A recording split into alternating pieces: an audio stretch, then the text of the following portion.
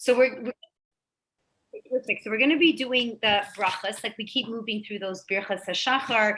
But before we go there, I learned some nice ideas about brachas in general, and I think they're very important for us because we make a lot of brachas, and we're supposed to, right? How many brachas are we really supposed to mandate? 100. 100. Okay, so for women, it's very different because a lot of the brachas that are being made by the men are that they're davening 3 times a day. Like if you really look, like tefillah is mostly brachas. You know what I mean? Besides that, Shmona Esrei, where you really see it, it's very obvious, but all over the place. Like before you say the Shema, there's a bracha you end up saying. Like if you would open your siddur, you could find like so many of the paragraphs, like they start with a bracha, end with a bracha, start with a bracha, end with a bracha. So, and on top, Hashem is a very interesting creator. Like he really wants you to remember him.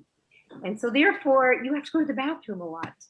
That's an interesting idea. Like when you think about it, really, it's funny, but if you think about it, Hashem did not have to create us that way. And in many ways, like it's a nuisance. Like in many ways, it's a nuisance. If you wouldn't be really understanding that it's, detoxing your body, you would really look at it and go like, really? You know what I mean? And you think about it, like look at King Paro, right? That Paro tried to prove to the world he was a deity. And how did he prove it? He said, I don't have to go to the bathroom like other people do. Meanwhile, he would relieve himself at the Nile, right? But it's just an interesting idea. Like if you stop and you think about it, it's true. If you would stop and you think about it, like what do you make brachas for? Like everyone, like I want you to think, and then I want you to unmute and tell me. Think of things that you're making a bracha for. Thanking Hashem for everything you get. Okay, so what is those everythings you get? Like tell me times that we make brachas, okay?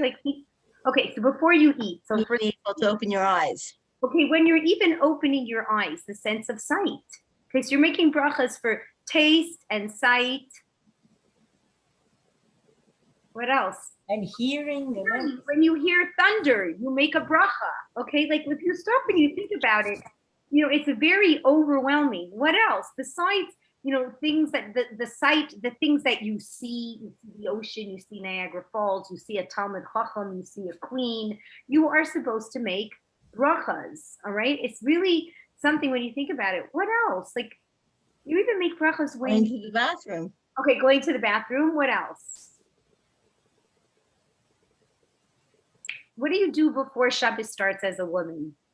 Light candles. Light candles. So you make brachas like just for a whole minute. Like think of the gamut of how many brachas there are out there and how many times you are supposed to be stopping and making a bracha. So you're making brachas even before mitzvahs, before you do mitzvah, before you put up the mezuzah, before you shake your lulav and esrog, before you wash your hands. Like, you know what I mean? Like when you make challah. Yeah, when you make a challah. Like we're almost like 24/7 brachas. That's why it's saying you can have this possibility to make 100 brachas. I'm going to tell you that I really like that bracha of borei minei besamim. So I keep it around my house. I have one in my purse. Like, those little bags that we use so I keep one in my purse. I keep one next to my bed and I like it. You know what I mean? Like sometimes I'm sitting around, I pick out the besamim and make a bracha. It's like just a nice thing to do, right? A nice thing to have, a nice thing to do. So number one, so Sarah was very right, very correct. Number one, what is the thing that major reason that most of us understand that we're making brachas for? You said it, Sarah, you said to thank, right? Okay, so when you thank, when you appreciate, how does the person who was appreciated feel? And how does the person who was the appreciator feel? How does it make you feel? What does appreciation do for all of us? Gives us chizuk. Okay, gives us what kind of chizuk? Like that's interesting that you said that. Worth. It gives us worth. Okay, how does it give it? I want to understand that better. So let's start with Sarah, then I'm going to go to Sandy. So explain what you gives us strength to continue to do the stuff. Okay, so it like a meaning like it builds empowers us. It empowers you and you start to recognize the concept of being thankful, right? And what do you mean, Sandy, when you say it gives you self-worth? What do you mean by that?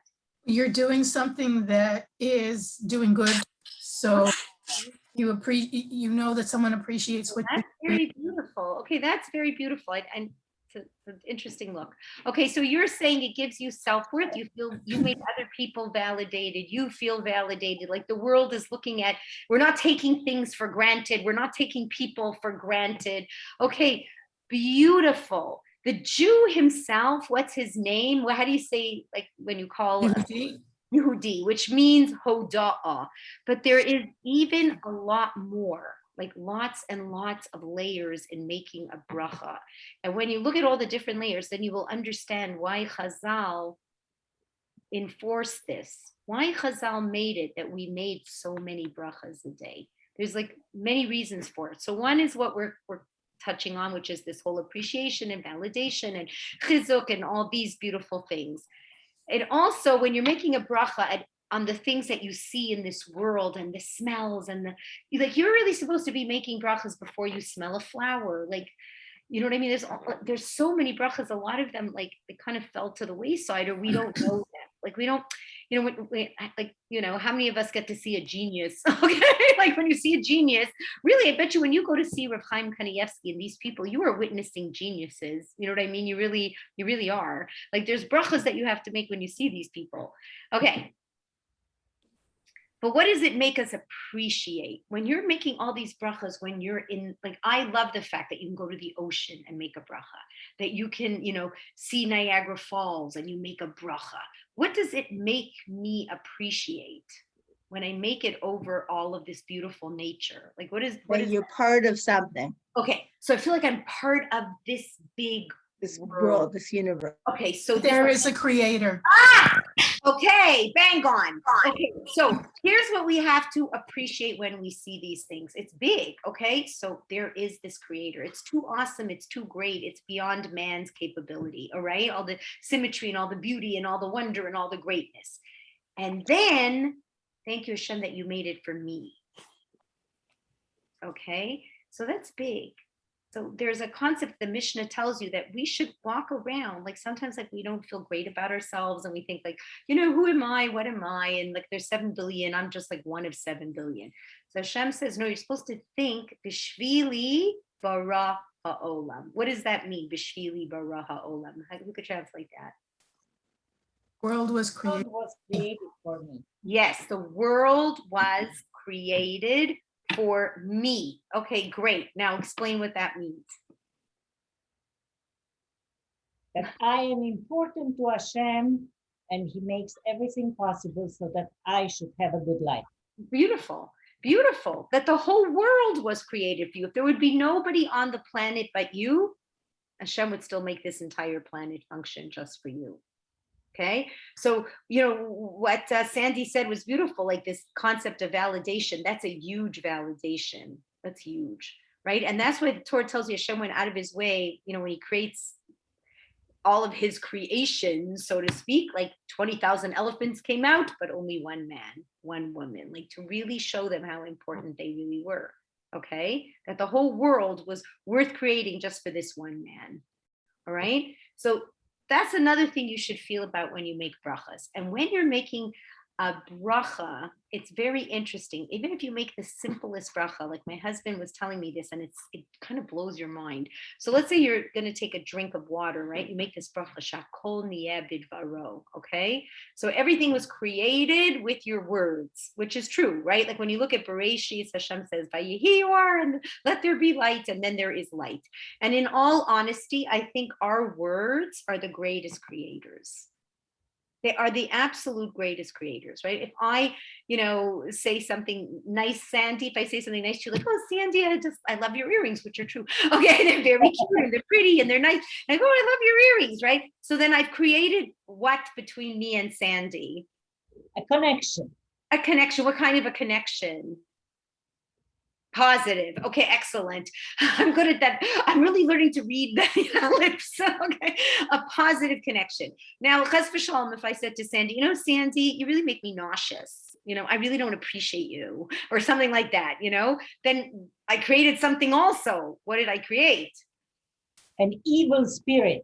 An evil spirit. A very negative connection. A very negative connection. So Hashem says words can really create. Okay, so when you are Or destroy. yes, so when you're making a bracha, You are creating a connection. And when you make that bracha, this is huge. You are recognizing, I say something like, Shahakol niyeh bidbaro, everything was created with your words. And I look at my water bottle. Do you know what I'm supposed to be thinking? Okay, Hashem created the Shemayim, the rain, the concept of the water cycle, that it evaporates. You created a man who created plastic, who created this, and then I created a truck driver who drove all those things to no frills, and then you created this man who unloaded all the water bottles, and then you created the buggy that I took to get into no frills. You created my health and my purse and my wallet and my, do you understand? Like when you're making the bracha, like we sometimes think we're making a bracha on this little thing that's right in front of us. I'm making a bracha on my, what's it called? Kosher M&M candy. You know what I mean? But it's not. I'm making the bracha shakol niyeh bidbaro on every, do you get it? Aspect. So when you look at it this way, it fills you with what? What's the feeling when you start going, oh my gosh, and the truck in Kentucky came all the way to Thornhill just for me. You know what I mean? Like, so how does that, what does it start? Gratitude. What? Okay, gratitude. What else? What else?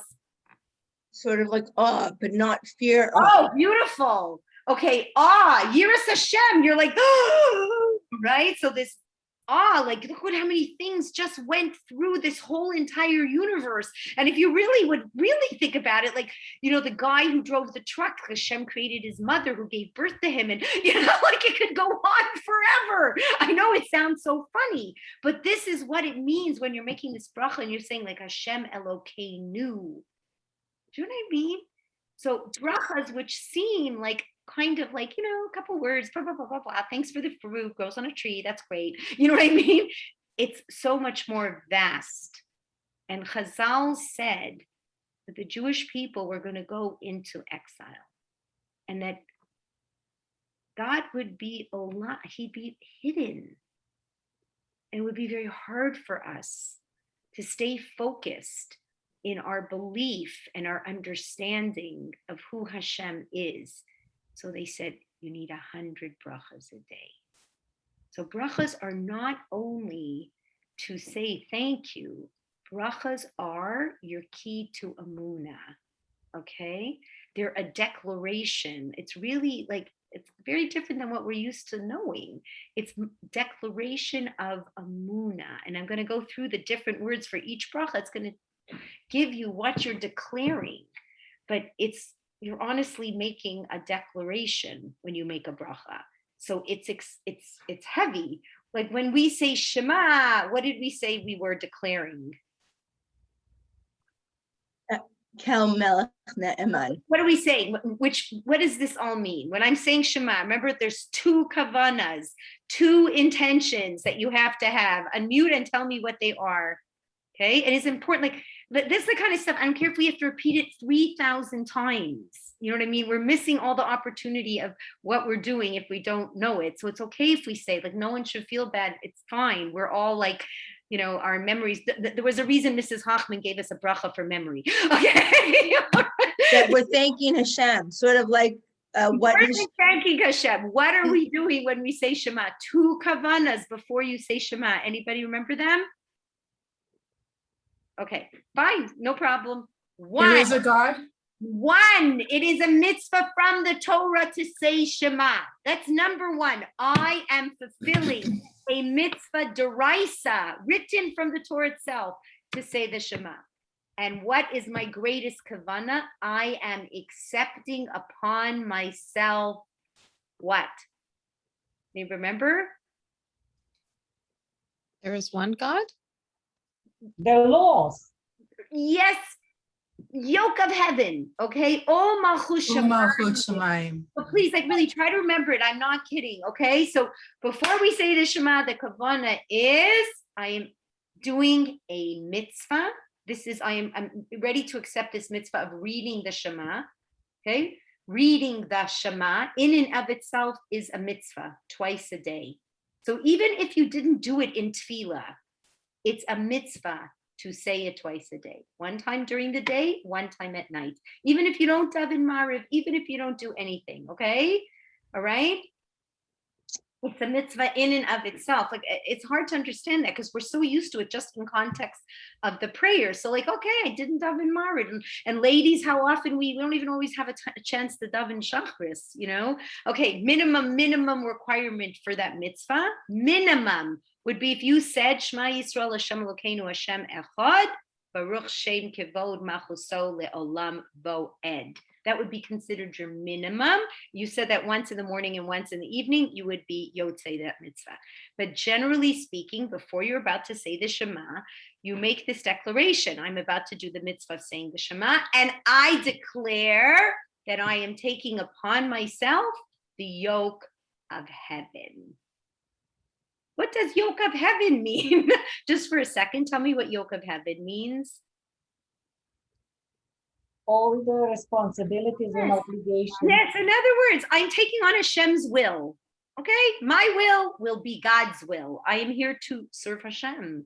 Okay, I really am. He owns the world. Like we have this like real mixed up theory that we own the world, and when we're in the mood, we let God come in. Okay, like it doesn't work like that. It's really we're in His house. We've been in His house so long, we're taking it over. We're thinking it's our house. Okay. So when you make a bracha, there are declarations that you are making. So when you make a declaration, you know, when you pledge allegiance to the flag, right, of the United States of America, right? They used to pledge allegiance. And my husband was in school, from schools, public schools, everybody had to pledge allegiance to the flag every morning, okay? So when you're making that declaration, what do I want from you? What do I want? You want me this? I declare, I can't remember. Think about it. Kavanah. Yeah, right. Is that what you were going to say, Karen? Kavanah? Loyalty that you. I want loyalty. I want your passion. I want your heart. I want your head. I want you present. So if making a bracha is this declaration that has to sustain you throughout the day with your amuna, it needs kavana. Okay, so it's not just kavana that, you know, like when I'm talking to somebody and, well, thank you very much for the meal. You know, like you don't want somebody going, oh yeah, thanks. Yeah, I gotta go now. Yeah, whatever. Yeah, I know you gave me something. I don't remember what it was, but I gotta go. So you don't want, it's not just about like missing the opportunity to appreciate. That's what I'm trying to bring out. Like this is very new. Like it's because we're very into like the brachas appreciation and thank you.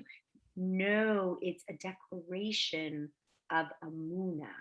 And Hashem made you say so many of them and made you have all these opportunities. Like every time you're turning around, there's a bracha. Anybody ever notice that? Like you're doing that a lot during the day, right? Every time you're going to eat, you're going to drink, you're going to this, you're going to that. You're always like bracha, bracha, bracha, bracha, bracha, bracha. So why is that? Because you need to be focused. Otherwise, you're going to forget Hashem. Like, look at your day for a second. Let's be very real. Okay, we took all the brachas out. Take the brachas out of your day. Right? Go to the bathroom, no big deal. Right? Eat something, no big deal. You know, wash, bench, take it all out. Like no brachas, no nothing, no nothing, no nothing, no nothing. Right? Now think about like living like that day in and day out. Like, you know, let's be real. The, you know, non-Jew, secular Jew, probably live like that. So how much God consciousness is going to be in your day? None. None. Okay, very good. Janet, you're right, right? We're like, when are you going to be thinking about God? Like he wouldn't even play, you know, maybe you'll think about him, you know, if you chas v'shalom got into a car accident, you know what I mean? And you're going to think about him, right? Or, you know, but otherwise you're not going to think about him. So this is what we have to kind of look at our brachas and like with new appreciation of what they're really there for. Do you know what I mean? It isn't just a nice thank you. It's amuna, bitachon, connection, and what it's meant to save the Jew in exile from total assimilation. That's what it's really meant for. It's like another powerful tool. Like, you know how every mitzvah is considered a tool? This brachas is considered a very big tool. All right. It's not something, it's not just like, gives me nice feelings. Like, when you talk to people and you tell them, oh, we say brachas, we say thank you. Like, okay, sounds good. You know what I mean? But it's so much more. And therefore, when you're making this bracha, you need to have that kavanah. Like, you want to say, Hashem, I'm about to make this bracha. I really want to connect to you. I really want to believe, you know what I mean? That everything in this world that brought this orange to my plate is all created by you. And if you weren't in that story, from the weather, from the birth of the truck driver, this would not have happened. Can I ask a question, Gail? Sure. When you said Shema twice a day, like I know the morning, sort of your chakras, is bedtime Shema count as my second one? Yes, it Okay, does. good. Okay. Bedtime Shema will count as the second one. Okay. But yes, no, That's ask what my I husband that, because like for women, this whole story isn't so easy. Do you know what I mean? Like, fitting in the Shema. It was really, yeah. So we're going to do bedtime Shema one day, which I'm very excited. Okay, so let me just see. I just want to make sure. So now let's go through the text of the bracha, because if you did notice something that's very interesting about the bracha, there's a lot of standard text.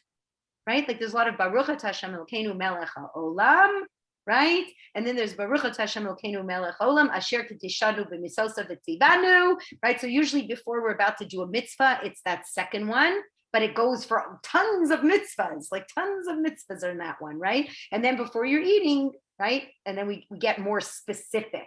But that broad statement that's repeated over and over and over, I want to talk about those words because I want you to look at them and then understand the depth of what I mean, where you're growing in Yiras Hashem, like what Jody said, awe of Hashem, and when you're growing in your Amunah, like what are, for lack of, like in Hebrew we would say, what's the hashkafa? What's the philosophy behind a bracha? Like what is it that we want to learn, because we want to know what our kavanah should be. Okay, so what's the word baruch mean? Okay, remember we are declaring with these words. What are we declaring through the word baruch? Blessed are you. Okay, so what does that really mean? Okay, guys, like what does it mean? Because let's be, blessed are you. What I definitely can't bless Hashem. So what does it mean? Blessed are you? No, really, I'm like, I want us to really. You recognize that Hashem is a blessing himself. Yes, and more. Okay. Yes, and more. Okay, so we understand Hashem is a blessing himself, meaning that he is the source of all blessing. Okay, now this is very important for us to understand. Okay, so Hashem is the source of all blessing. Einod milvado. Okay, all the good stuff, everything that we have and we need, it all comes from Hashem, but he won't give it to you. Do you understand this? And you really need to know this more than we need to know anything else. Okay, it's probably the most important thing I'm going to tell you tonight. He will not send it to you. Do you get it? He Unless hovers. you ask. Unless you ask. So when you say the word Baruch, you are asking, because you're saying, I recognize I cannot get anything. You are the source of all blessing. So please, bring it down. So when you say the word Baruch, it's like like when you have you like in the cartoons or something, they used to have these like boxes full of stuff, and then you press the button, you see the box opens up and all the stuff pours down. So that's what's going on. You are pressing the doorbell. You're pressing the little bell that sends all the bracha down when you say Baruch. Okay, so very important. Okay, big kavanah. What does that mean? It means Hashem is the source of everything.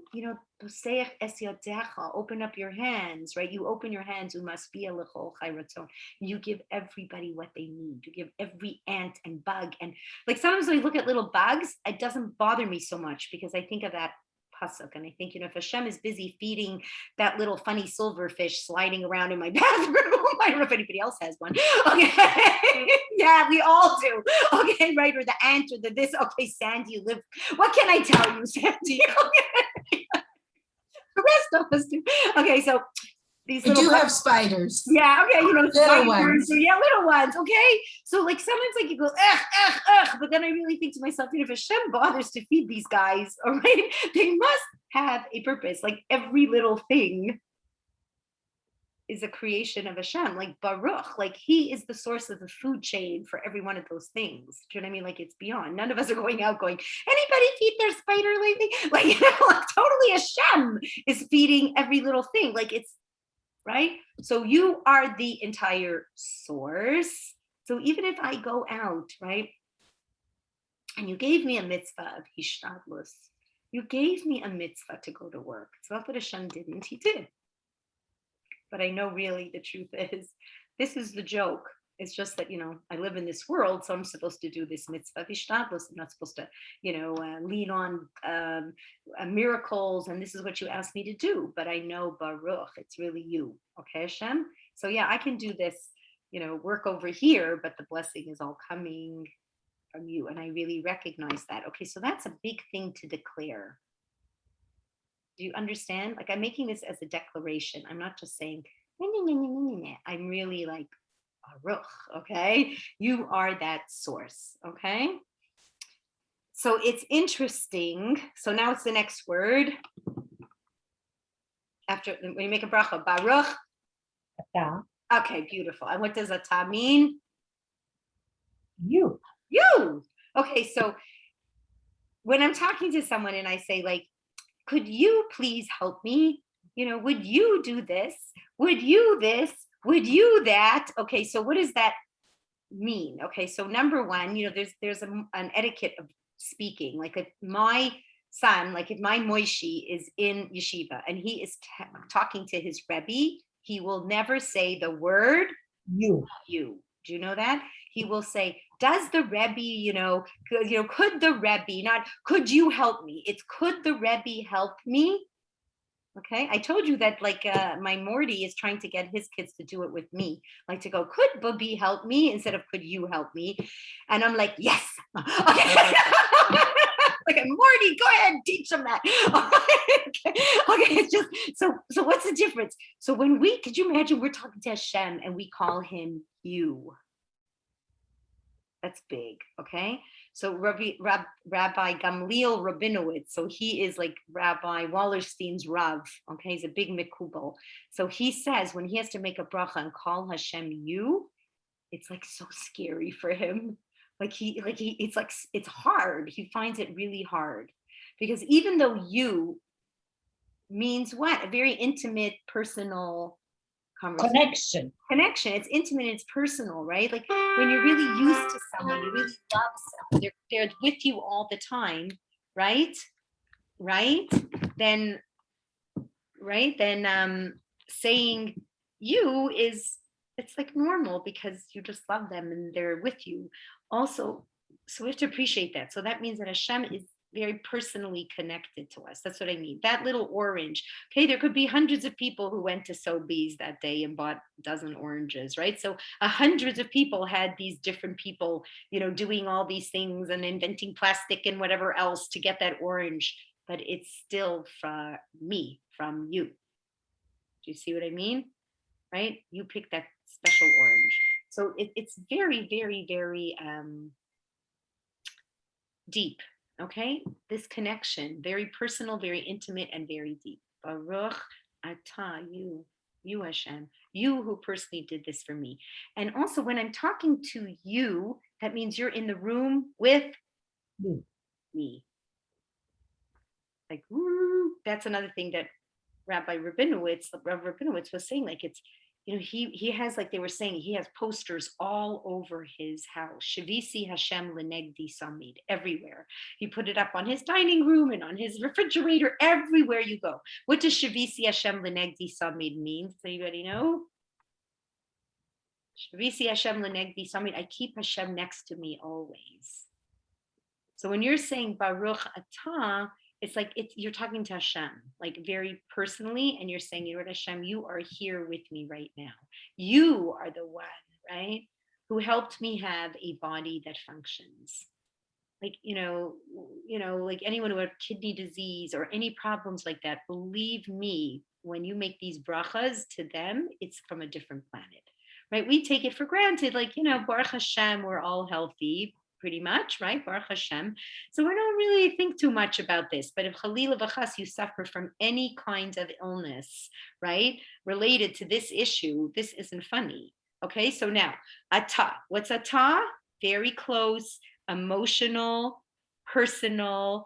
The Rashba tells you, like, stop for a second and realize how much Hashem loves you. Okay, very beautiful. How much Hashem loves you and how much Hashem is here. Okay, again, imagine the Jew in exile. Like, imagine all the suffering that we went through. Like, if you stop and you think about it, like how many times, Jewish people say, where is God? Where is God? Where is God? Where is God? Where is God? Where is God? So that when you're making these brachas, here he is, here he is, here he is, here he is, here he is, here he is, here with me, here with me. You see? That's a huge declaration. It's a huge declaration. Okay? Okay. So right here. So Baruch Atah Hashem. Okay, who's Hashem? Okay, everybody remember, this is the Yud K Vav K name of Hashem, and we're going to discuss it. Now you know it. You ready? Sandy, unmute because I see you know it. So come on, unmute and help us. Okay, who is Hashem? Okay, no.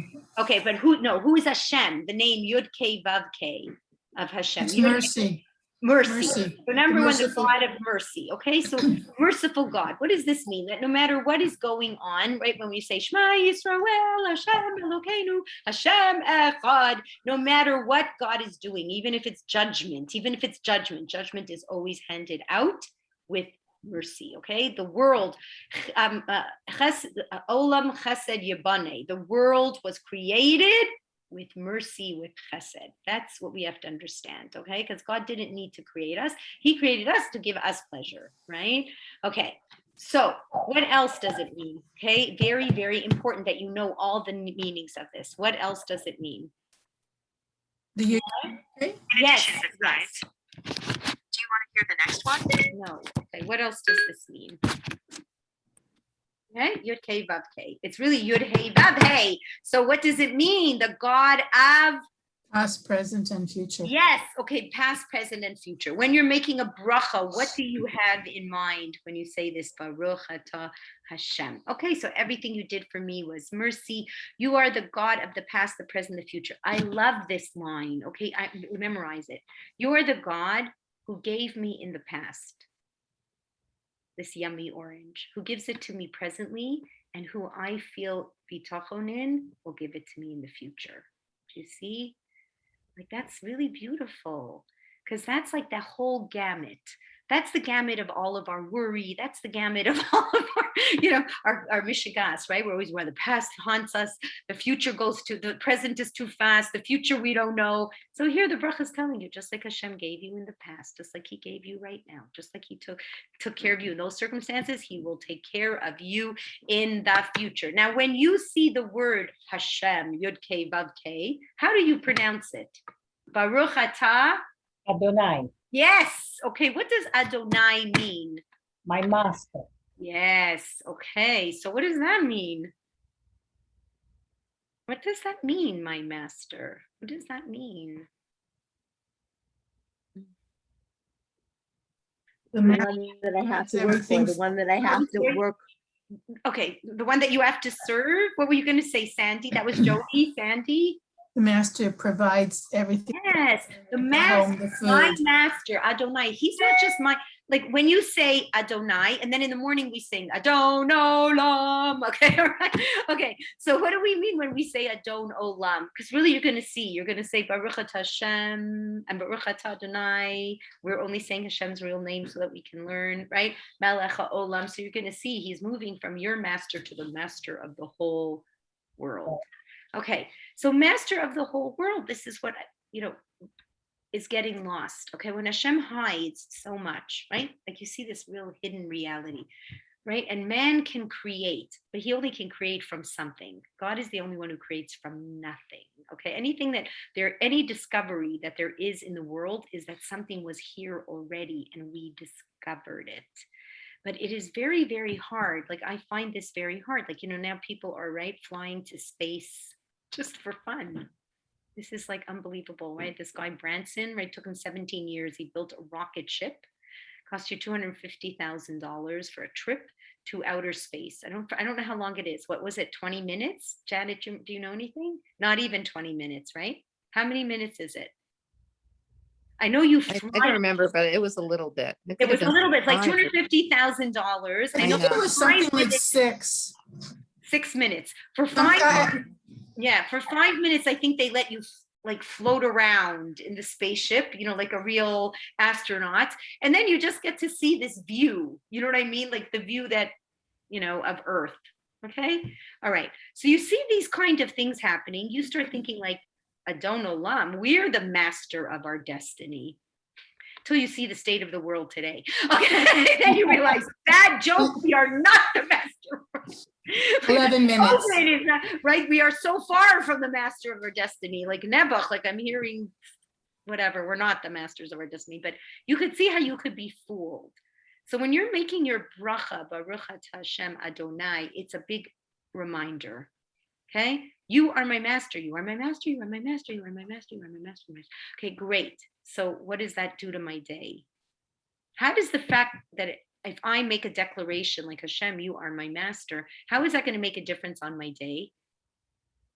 It humbles you. It humbles you. What else? It makes you part of the bigger picture and it almost empowers you as well. Okay, yes, it empowers you. That gives you purpose and tachlis, and it humbles you, keeps you on the straight and narrow. Do you know what I mean? Like, right? Like Janet was telling me, like when you're a manager, it's hard. Like, people, you have to manage people under you, and they really can't be on their cell phones, and they really can't be, what's it called, surfing the web. You can't really be doing these things, right? So if you don't respect your boss enough, you better respect the big boss, okay, which is Hashem, right? I have a master over me. That master tells me these are good things to do, and these are things you should stay away from, and things that you shouldn't do, okay, right? And so when you make these brachas, you don't want to be saying like, Baruch Atah Hashem. It's Baruch Atah Hashem. I'm so happy to have the master. You know what freaked me out? When we were reading, my husband did this whole thing on technology, right? And refocusing, and that you shouldn't have your kids have so much technology. Janet, do you remember, did you read this part where it talked about the kids? And the kids said that they wished their parents would have disciplined them, that they needed the discipline. And it was really hard for them that their parents never checked to see what they were doing and always gave them every gadget that they wanted. That down deep, they would have loved it had their parents said no. So I'm going to tell you, there's a part of us that wants to be able to do the right thing. Okay, we really aren't wired to be these evil creatures. Okay, really, we are wired with a neshama. It's a very powerful reality. And really, we want to be the servant of Hashem. We do, right? We do. Okay. So when you're saying like Baruch Atah Hashem, you're really saying thank you, Hashem, because I want you as my master. I don't want Facebook as my master. I don't want, democracy or socialism as my master. I don't want food, drugs, or alcohol, or all the other vices out there as my master. I'm very, very happy that if I had to have any master, it is you. Because why am I happy when I get to serve Hashem? What's the difference between serving Hashem and King Louis XIII? He was a king, and there were lots of people who were his servant. King Paro, we had a master. Why am I so happy to have Hashem as my master? Because we know that Hashem is just. Okay, he's just. And whose interests does he have in mind? Yours. Because let me tell you something up front. He doesn't need this. This is a headache. Okay? It's not like Hashem is like this. Everyone's going, God is the best. We love you. Most of the world is spitting on his face. Okay, Chas v'shalom, but that's most of the world. So what did he need these things for? This is a headache. All right. because this is his gift to us. Do you know what I mean? We're not doing, this is the mistake. We are not doing God a favor. Okay, we'll do you a favor. All right, God is doing us a favor, right? And nothing feels better than doing the right thing. Okay, so Also know that he's there forever. He's not going out for somebody else to come in. okay, beautiful. You know what, Karen? I really appreciate that you said that because I forgot that. Okay, wonderful. The fact that you say, when you say Hashem and you say the name Yud Kei Vav Kei of Hashem, and we say he's part of the past, present, and the future, he is eternal. Right? So he'll always, there's an eternality that we will grab onto. Right? That's this idea of the Olam Haba, and that, you know what I mean? And everything will all be good in the end, and will be good in the end forever and ever and ever. Right? And we can be part of that end if we choose to. If you recognize who is the master, that's really the truth. And if you, like what Sarah said, if you like a little bit of humility, but it's a healthy humility, it's a great humility. It's called intelligence, okay? It's intelligent to know who is smarter than you. It's intelligent to know who can do something better than you. It really is. You know, who remembers like you always had to prove that you could do it too? You know, remember that? You had to prove you could do it too? I'm too old now to do that. I don't know about the rest of you. Okay. I give up. I don't have to prove it anymore. I'm okay to say, you know what? You're better at that, right? Than I am. Let me take my strengths and use them where I'm really good. You can close containers better than me. I can't. Right? Sometimes we're setting up the shalosh shudas, right? There's certain people, they could just close those little flippy containers in 2 seconds. So I try to do it. I tip it. This happens, that happens. And, you know, I just suddenly realized, like, why am I doing that? I'm better at the scooping out. I don't have to prove anything anymore. So when you're with Hashem, like, it's time to finally say, you know what, Hashem, I'm giving it over to you, because you really are smarter than me. And if you tell me this is when to hold back, and this is when I shouldn't be gossiping, and this is when I shouldn't be getting angry, Baruch atah Hashem, thank you, Hashem, you are the master. Do you see what's going on here? So it's going to change your whole attitude through the day. Okay, so we had Baruch atah Hashem. Now is which word? Eloheinu. Okay, right. Eloheinu or Elokeinu, right? When we're okay, so when we say Elokeinu, what does that mean? Our God. Okay, so our God versus their God. Okay, like, It's the God- it's the what? God of judgment. Okay, it's the God of judgment in terms of the characteristic of right, Elokeinu, what that means. But when we say our God, like, it's very, very interesting. Like that's the whole Aleinu story, you know, like our God this, our God that, their God is like nothing, it's idols, it's garbage. And one day our God will be Their God. everybody's God. Okay, beautiful. Our God also represents something very special about the Jewish people. What? They were chosen. Yes. Okay. So everybody chose each other, right? Everybody chose each other. So we were chosen. He's our God. So it's like, right? The Jewish people are considered the children of Hashem, and everyone else is considered the constituents in the kingdom. So when we say our God, we have a lot more ways of connecting to Hashem. Like, in other words, like, you really are, like, you have 613 mitzvahs, right? So you really, that's a lot more of a responsibility, a lot more of a connection, right? Okay, so it's a different reality, much more than 7, right? 613 is almost 10 times the amount, right? Or 100 times the amount, okay? So we really have to really appreciate this, okay? So not the same thing is demanded. Elokeinu, the God of the Jewish people, right? The God of all of us, right? Our God. Who is the our? The Jewish people, all right? Therefore, when we say he's our God, he has a very special Elokeinu, they say, also represents Hashgacha Pratis. Good for us to know that, okay? So Elokeinu represents like divine intervention. Okay, so Baruch atah Hashem, Elokeinu, you are the source of blessing. Atah, you who is so close to me, so personal, sitting right in front of me. Hashem, the God of the past, the present, the future. Mercy gave me in the past, gives me now, gives me in the future, right? Elokeinu, the God of the Jewish people, you've never let us down. You're always going to keep all your promises to us. We have a special divine intervention, and we do. Okay, the Jewish people are above muzzle, and you can see it. Otherwise, none of us would be here right now. All right. Okay, perfect. Now what's Melech Ha'olam? What does this mean? Yeah. Okay, so king of what?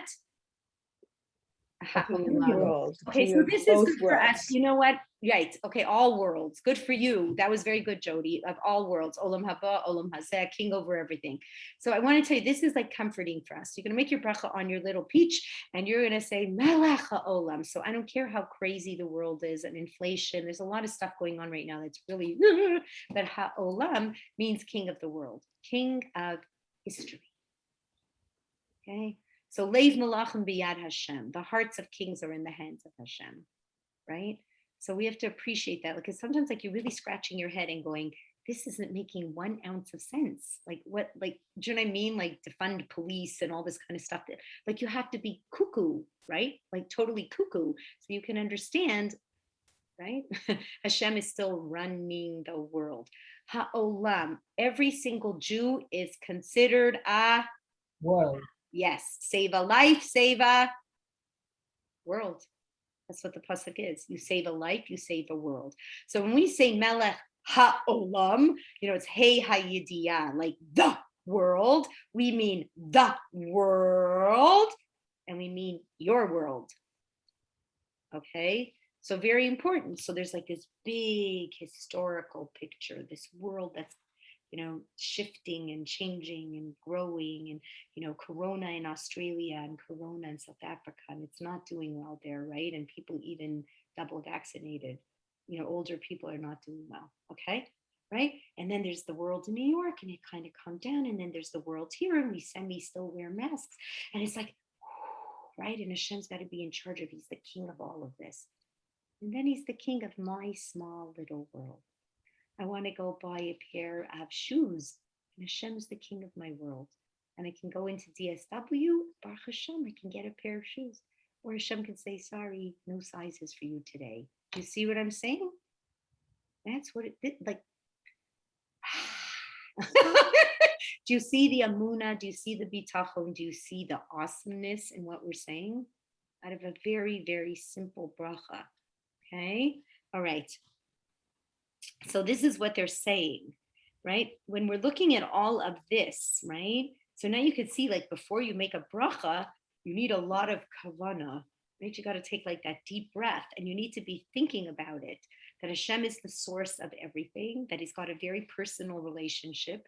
He has nitzchias, he endures forever. He's the king of the world, the amuna in history. He's the creator, the sustainer, and the supervisor, okay? And now you could see how a bracha was here to anchor the Jewish people. If we really thought before we made this bracha, and we realized like how much value there was in it, it would be a whole different reality. So I just wanted to, I want to share my screen for a second, just for a minute here. Okay, so I think it's this. Okay. So can you guys see this now? Like, I never know if I'm doing things right. So you're going to have to help me. Okay, so let me just, okay, whoops, noops, that was a mistake. I just want to move it over. Wait, hold on. Okay, good. Okay, so if you look at this, okay, in Shmona, this is not Shmona Esrei, this is Ashrei. Do you see? Va'avorcha shimcha la'olam vo'ed, right? B'chol yam avorcheka alala shimcha la'olam vo'ed. This is really talking about the concept of making brachas, okay? So in Shmona Esrei, we are telling Hashem that we are going to bless your name forever and ever, and every day I will bless you, okay? Which means I'm really dedicating myself. I'm dedicating myself to really make these brachas for you every day. So when I'm talking about the brachas, we said they were the 100 brachas that we are obligated to make. B'chol yom, every day means every day of my life. My husband told me something really interesting. He said many people right before they're going to pass away, they ask to take a drink of water, okay? And they want to say the bracha, shahakol miyeh b'dvaro. Like it's a nice thing for us to know. Are you guys frozen? No, okay, good. Should see how serious everybody looks. Like mom is like, okay. Anyways, a very interesting idea that before people die, they said, give me this opportunity to make a bracha. Now it makes sense because it's more than just to say thank you. It's to really make all these declarations. Shakol niyeh bidbaro, like every single thing in this world was created by you. Like my death is you, my time is you, my everything is you. And I'm acknowledging that. Okay, so this is idea of, dedicating yourself. Now, okay, so you're supposed to have this kind of kavanah with every bracha that you make, all right? And it's similar to like what I said, when you're accepting the Ol Malchus Shamayim, here you're accepting all those ideas, right? So the Rambam says, it was interesting, Jody, that you said it. The Rambam says that the purpose of a bracha is to give people yira, this idea of awe of Hashem. And you see it now when we finish going through each and every word, right? You can see how that works, all right? And how do we also see it in the Torah itself? So it says, the Torah says to us, ma, like what does Hashem want from you? It says ma. Okay, what does Hashem want from you? And then it's like this list of things. You're like, are you kidding? Like, because what does Hashem want from you? Sounds like what does Hashem want from you already? You know what I mean? Like, what does Hashem want from you already? Oh, well, he wants you to fear him and to love him and to walk in his ways. And it goes like blah, blah, blah, blah, etc. And like, I don't know if I would call that like, what do you mean? What does Hashem want from you? That sounds like pretty heavy. So what's the ma? The rabbis tell us it's me'a brachos. It's the 100 brachos that you have to make. Because if you make these 100 brachos during the day, every time you ate and every time you went to the bathroom and every time you saw the lightning or the thunder or all the many other things that you would be doing, and all your asher kedishanus, right? All those brachos before you did a mitzvah, it would fill you with awe. It's your ticket. It would fill you with love. It would fill you with it would fill you with a yearning to be like Hashem. Do you see what I'm saying? Does this make sense to everybody? Yeah. Yeah, it really does. So I just loved this idea because I wanted to show people like how it's a lot more than just thank you. Which thank you is great. And I'm not saying that, we should minimize the thank you, but you need to be more expansive and to realize the bigger part of it. So you can't just say the words, you need to feel like it just, look, let's be real. Try it once a day. Like just to grow into it, so to speak, right? Because look how quickly, like I'm sure for a lot of you, till you learned the bracha, it took so long. And now it's so habit, you can go just like the rest of the from world. Am I right or wrong? Mm-hmm. Yeah, right? Like when you first started making them, it would be like Baruch Atah, and you'd have to have a sitter, and then you'd forget what the word was, you know what I mean? And how do you pronounce it? And now you're just, it just becomes a rote habitual thing. And so you make your bracha. I say sometimes the bracha, you say it so fast you don't even remember if you said it. Did anybody ever do that? Right. You go, and then you go, wait a minute, did I say it right? So what am I trying to say? This is who we are. We're a generation of goldfish in the little bowl, surrounded by sharks. Imagine being one little teeny tiny goldfish surrounded by sharks. That's what we are. So it's really, really, really hard to concentrate. Everything is pulling on you. Everything is this. So we should try a chevra here. Like this, we're all a chavrusa. That's how I look at us. We're all learning. We're learning partners, right? There's no greater friend on earth than a learning partner, right? So we're all learning partners. So let's try each one of us like to take on that. We do it once. I'm not saying 100 times a day. One bracha in your day. Try to do it with that idea, with that real baruch and like this real declaration, and like and feel the love and the awe for Hashem and the amuna, and like think about yourself and say, Chazal, you are so smart. You gave me this bracha. You really want the Jewish people to hold on, and I need this bracha right now. Like I was thinking about it, like like Chalila, like things can be taken away from you. A lot of things can be taken away from you, but maybe this ability to make a bracha, you know what I mean? Maybe we can always have, in somewhere or somehow, this ability to be able to hold on, to make this bracha. Okay. And I just think it was such a nice idea. So, okay. Okay. All right. Okay. So it's interesting. It's just a story for a second that just backs it up, and we'll do it and we'll finish right after this. So, with Korach, the story with Korach is it's really actually very tragic. It may be interesting, but it's tragic.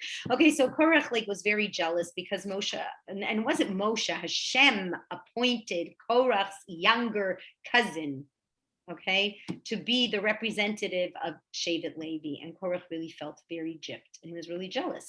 So, jealousy takes you from the world, and he started to make his own little story here, and he started saying everything Moshe did was just nepotism, he made it up, and his stuff wasn't true, wasn't that God told him to pick Aaron, it's not that God tells him to pick the cousin, it's all Moshe's imaginations, right?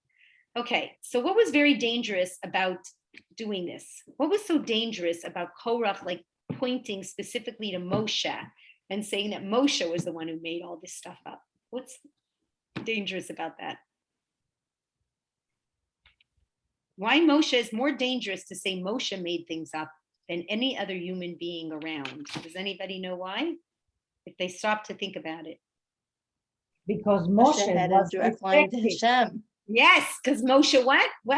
Moshe Moshe had a direct line to Hashem. Moshe had a direct line to Hashem, and Moshe brought Brought the Shekhinah and brought Hashem to us. and the Torah down. And the Torah. Well, okay, sorry.